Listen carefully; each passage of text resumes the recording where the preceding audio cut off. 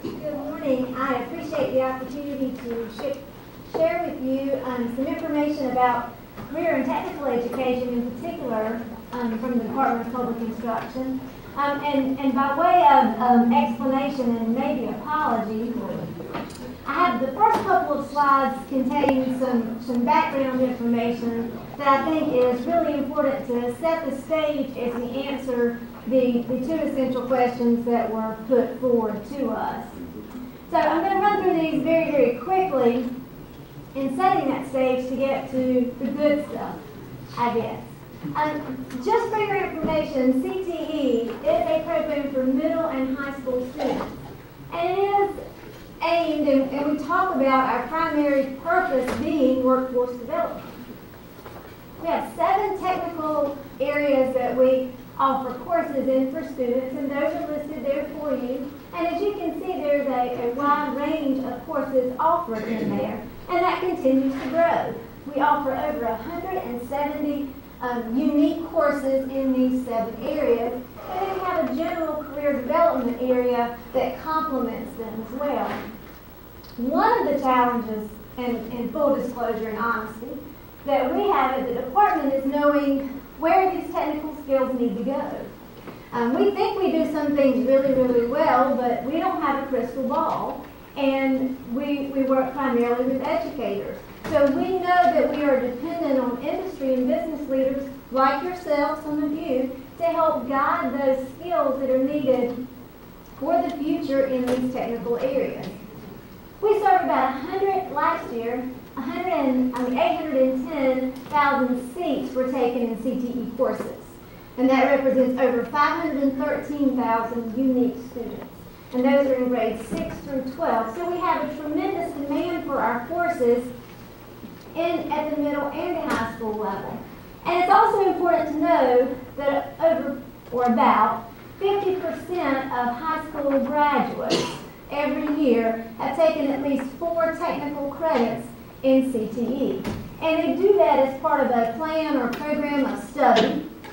We call those students concentrators, and that's the group of students that we benchmark and report to the federal government as part of our requirements. But I think that's a telltale sign, even in the age of college for everyone, that we're still seeing about half of our graduates commit to those 4 technical credits with us.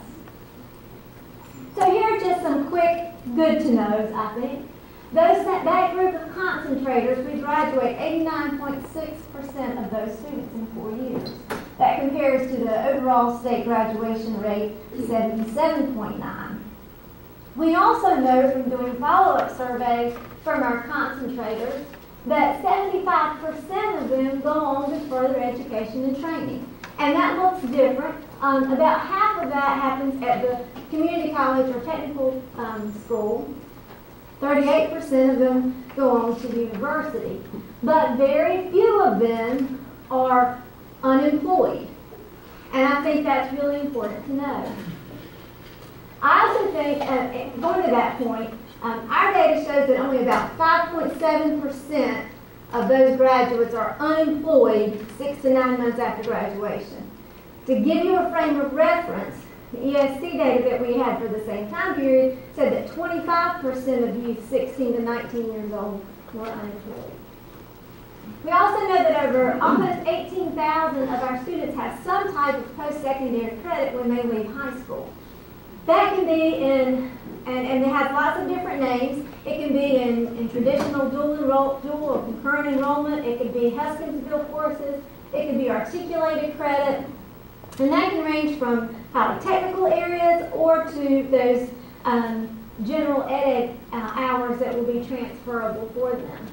I also think that that's a key to thinking about the middle skills gap that's out there. If we know that students are going to need post-secondary education, we feel very responsible to giving them those opportunities at the high school level as much as we can. The idea that post-secondary credit further supports CTE's vision for students to have a plan in high school for the courses that they're going to take. We used to talk about 4-year plans. Now we talk about 6-year plans and 8-year plans. So that we're guiding that that discovery and being very intentional about where those students want to go. So once upon a time, we thought about when a student entered high school that they would eventually come to a crossroad, right? How many of you ever played the game life? You know, you spin the wheel and it says, do you want to go to college or do you want to go a career? And that's how we've historically thought about this for students. You're going to have to pick. You can either do college or you can do a career. Well, I want to propose to you that this, and you don't need me to propose it, you know this is not the model of the future. I want to talk about high school as an interstate highway. You ever thought about it that way? So if we put students on this interstate, and I don't even know if this was just some random road, but if we put students on this highway and we say their destination is readiness, it's that college and career readiness. They start in those through lanes. I want to propose to you our foundational skills. Those are academic skills, employability skills, applied learning that can be used to help guide them wherever they go. And so along this interstate, there are ramps on and ramps off, right? Most of the time, anyway. Depends on the time of day. But the ramps allow students to exit the most appropriate time for them. And I think that's key to our discussion here. And it allows for students to leave with stackable credentials that are aligned with their educational experiences and their goals for the future.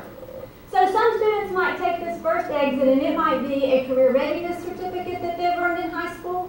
It might be a Microsoft Office certification that they've earned in high school. Some other students will continue beyond that on this road and they'll leave school with maybe 30 hours of credit toward an associate's degree at the community college.